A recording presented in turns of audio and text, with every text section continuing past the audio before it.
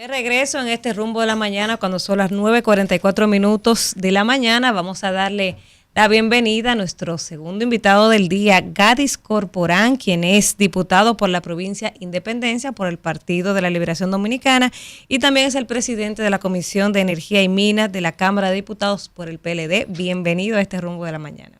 Muchas gracias, muy buenos días a todo el equipo, a todo el elenco de este interesantísimo programa. Feliz de estar aquí compartiendo este inicio de mañana con ustedes. Yo creo que es una entrevista oportuna, sobre todo porque el país está hastiado con el tema de los apagones y usted que pertenece a esa Comisión de Energía y Minas del PLD en la Cámara de Diputados, pues pudiera hablarnos de qué es lo que está pasando en el país, cuál es la situación con este tema de los apagones, si es que Punta Catalina está fuera del aire, ¿qué es lo que pasa? Mire, lo cierto es que los apagones en este momento están siendo provocados por problemas en las distribuidoras de electricidad. O sea, el tema de Punta Catalina, todo lo contrario, Catalina ha dado estabilidad al sistema de generación, el Parque de Generación Nacional, pero sin embargo, fruto de la inactividad, fruto de acciones que no han sido tomadas en cuenta y falta de inversión en las distribuidoras,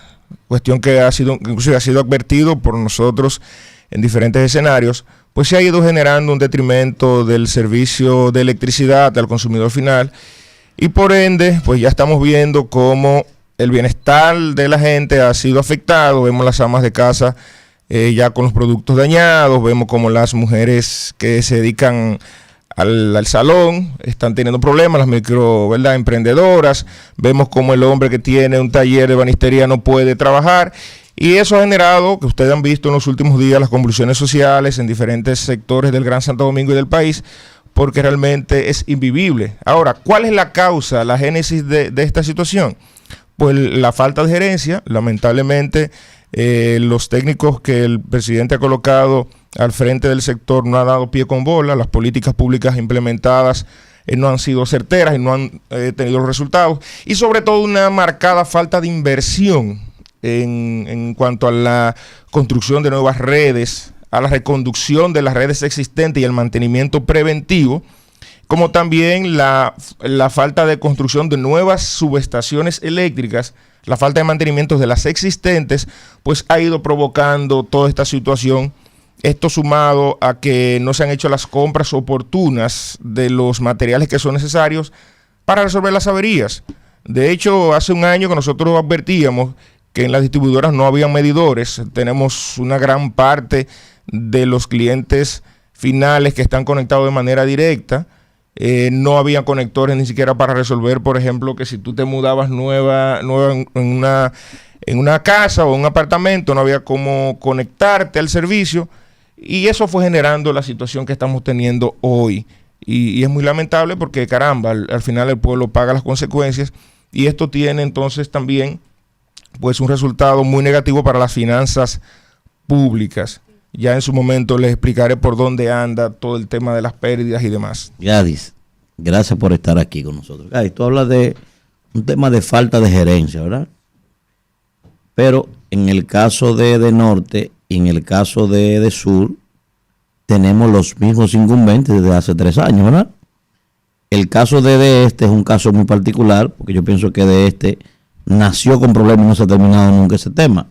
Te pongo este ejemplo porque la verdad es que a pesar de que son los mismos gerentes de hace 3 años, uno no puede decir, tratando de ser objetivo, que el problema hace 3 años que inició, no. Yo pienso que hace más o menos un año y algo, que tenemos esta situación. Entonces, ¿qué es lo que ha pasado? Si son la misma persona. Antes era un tema de Este, pero ahora es de Norte, ahora es de Sur, ahora es todo el mundo que tiene este problema. ¿Qué es lo que ha pasado entonces ahora? Bueno, para que la gente entienda, vamos a tratar de desmenuzarlo. Miren, a partir del 2020, la inversión en las distribuidoras se desplomó. Estamos hablando que para el 2019 la inversión fue de $295 millones en promedio, más o menos, los últimos años. Y había un plan integral de distribución, como lo hubo en transmisión también y generación, pero vamos al de distribución. Había un plan integral de distribución acorde a un estudio técnico que se había hecho de que la demanda en el país, o sea, la demanda es nueva carga, nuevas empresas, nuevas viviendas, había un crecimiento de un 5%. Y acorde a ese 5% promedio anual de crecimiento, se hicieron las previsiones del lugar y se creó un plan de distribución a un 2036, conjuntamente con uno de transmisión. Pero sin embargo, el plan ha sido abandonado. La cancelación de técnicos. Y en el 2022, por ponerle un caso, apenas la inversión llegó a 145 millones de dólares. Cuando lo que se estilaba en ese momento era que tuviera por encima de los 300 millones de dólares. Y por eso hemos visto que lamentablemente han empezado a colapsar los circuitos, no hay la capacidad técnica para resolver la cantidad de averías que hay.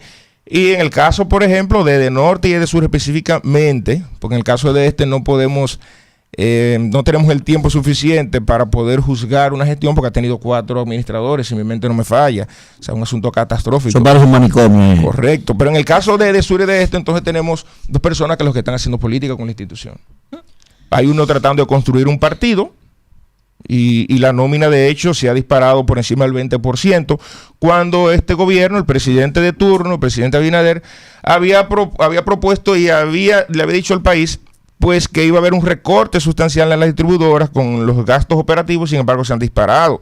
La nómina se ha disparado. El ministro del Monte, por ejemplo, hablaba en campaña de que con 1.800 empleados las distribuidoras funcionaban. Sin embargo, hoy tenemos más de 8.000 empleados. Y apenas estamos entrando a la campaña electoral. Estimado, lo que usted está diciendo, lo entendemos, se corresponde con un discurso de oposición, pero creo que ese discurso de oposición debe adaptarse a 20 años de ejercicio del poder, porque ciertamente el Comité del Cambio Climático, que se creó desde el 2017, y en la Estrategia Nacional de Desarrollo, que se aprobó en el 2012, se establecieron objetivos de desarrollo sostenible.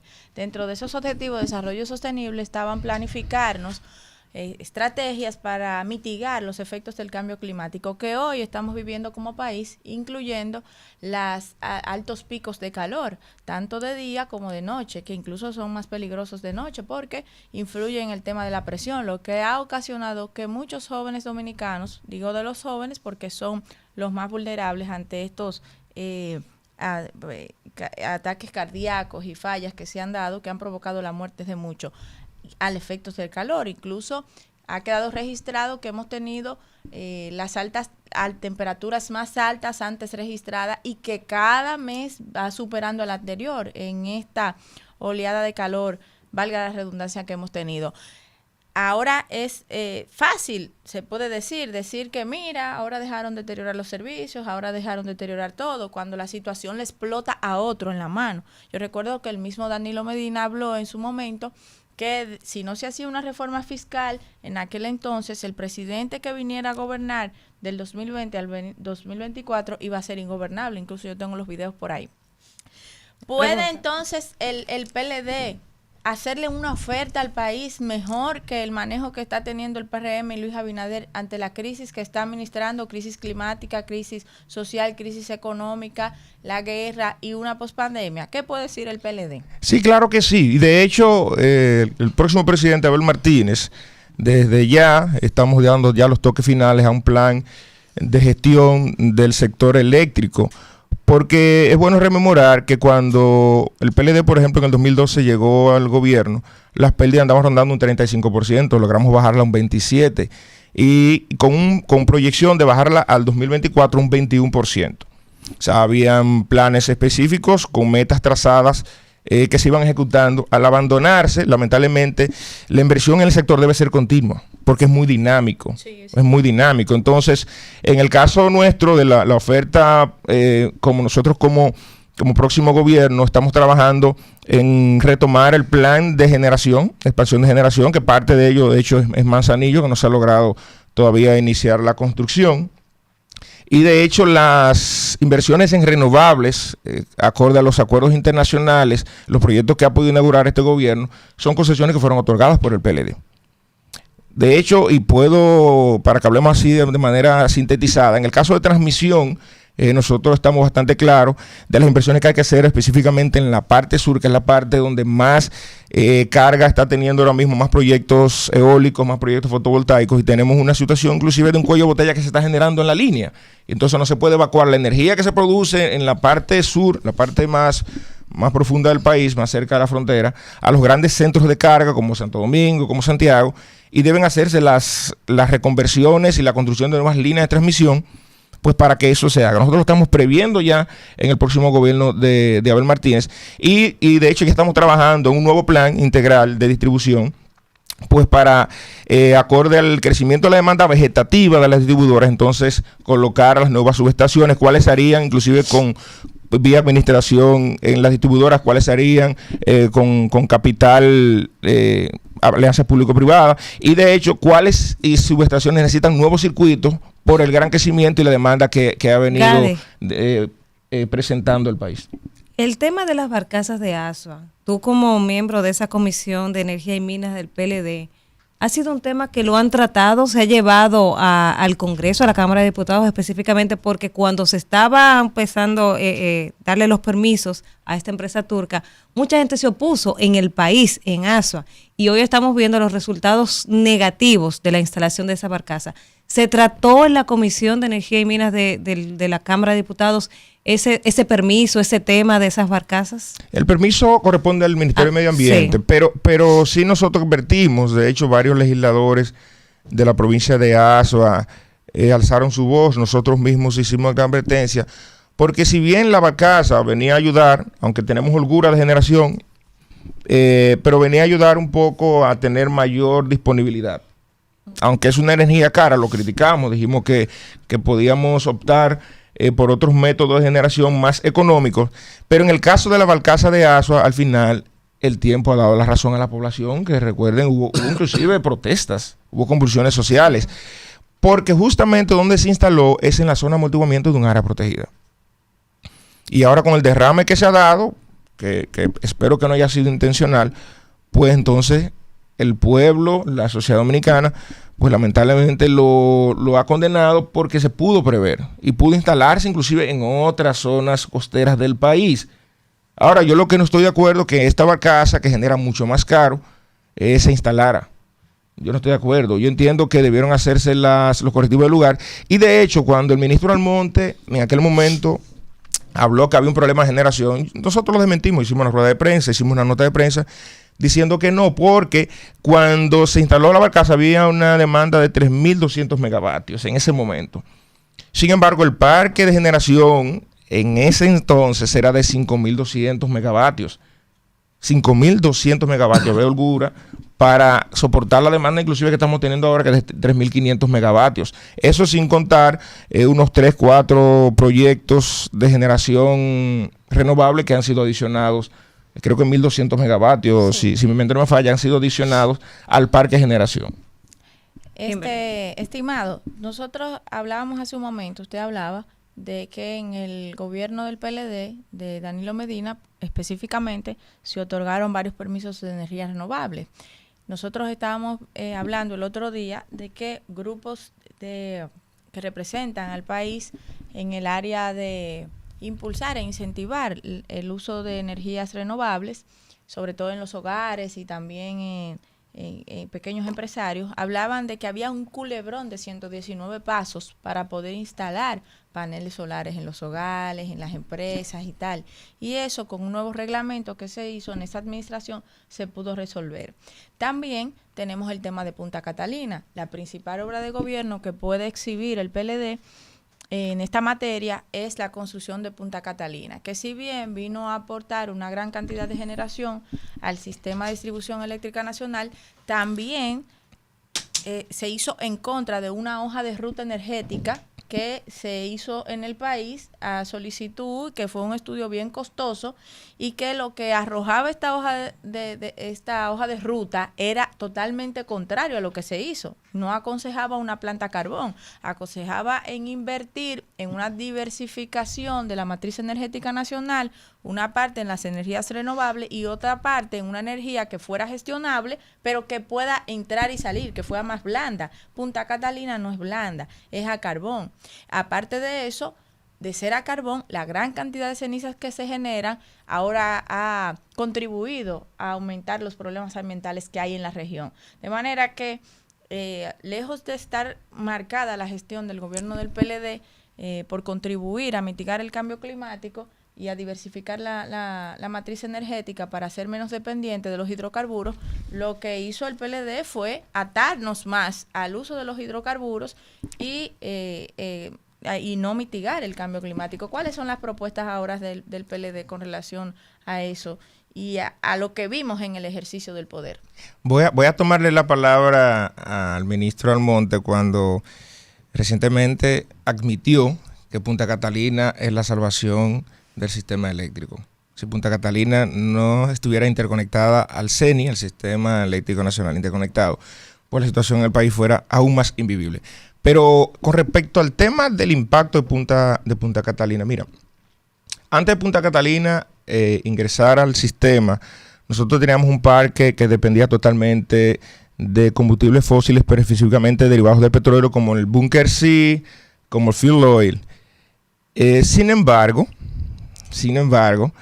al entrar a Punta Catalina, obligó a que estas plantas con un sistema bastante, que era bastante costoso operativamente hablando, tuvieran que migrar a gas natural. Y si vemos Quisqueya, aquí en San Pedro, vemos las plantas de AES, todas migraron de combustibles como los que acabo de mencionar a ciclo combinado y a gas natural. Entonces, al final, al contrario, Punta Catalina ha robustecido la diversidad del sistema eléctrico nacional interconectado. O sea, sin duda alguna. Y creo que esa fue la principal razón por la que se tomó la decisión. Ahora, con respecto al tema del manejo de la ceniza, bueno, podemos preguntarle a Marrancini si ha tenido algún problema en cuanto a algún tipo de contaminación, porque no ha salido a la luz pública hasta el día de hoy. Claro, los comunitarios es normal, y desde el inicio de la construcción han estado reclamando, pero sin embargo no hemos visto. De hecho, la Punta Catalina es una de las 5 plantas más eficientes y menos contaminantes del mundo de ese tipo. De unas 500, no, todo lo contrario.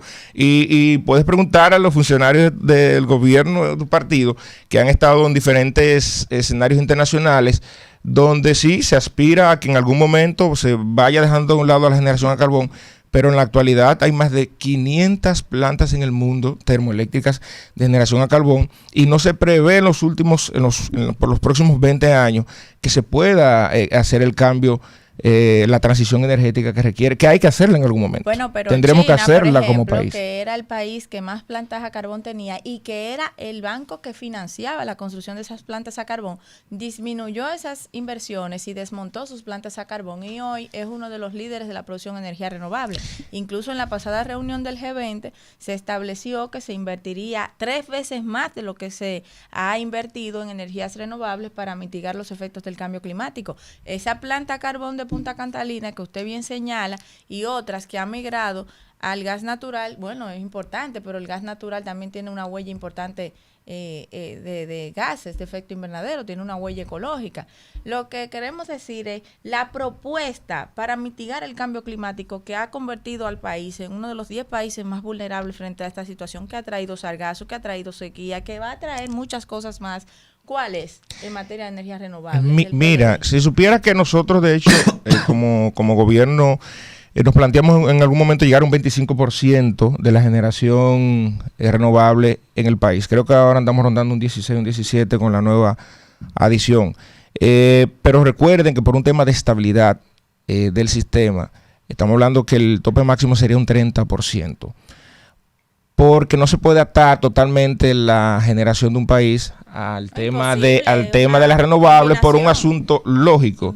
O sea, no contamos, correcto, no son gestionables porque no contamos con 24 horas de sol, no tenemos permanentemente viento, y de hecho en la actualidad se han hecho unos cambios en la normativa y en el reglamento para la adición o instalación de nuevos parques, por ejemplo, como granjas eólicas, donde se está pidiendo que un porcentaje de la potencia de este tipo de inversiones se tenga acumuladores. Y una de las principales escollos, de las principales trabas con respecto a este tema es que no tenemos todavía la tecnología que nos permita tener los bancos de batería de uso permanente. Esa es la realidad que tenemos, pero la ciencia está trabajando y nosotros esperamos que haya un rayito de luz en el camino más adelante, de verdad que sí. Bueno, queremos agradecerte, Gadis, por esta interesantísima entrevista. Yo sé que mucha gente estuvo pendiente porque el tema de la energía eléctrica nos tiene a todos al grito en los últimos días. Gracias a Gadis. Se nos quedó el tema de la política por un asunto de tiempo, pero hay que volverte a invitar para que converses con nosotros. Energía política también. Sobre todo. Gracias a Gadis Corporán.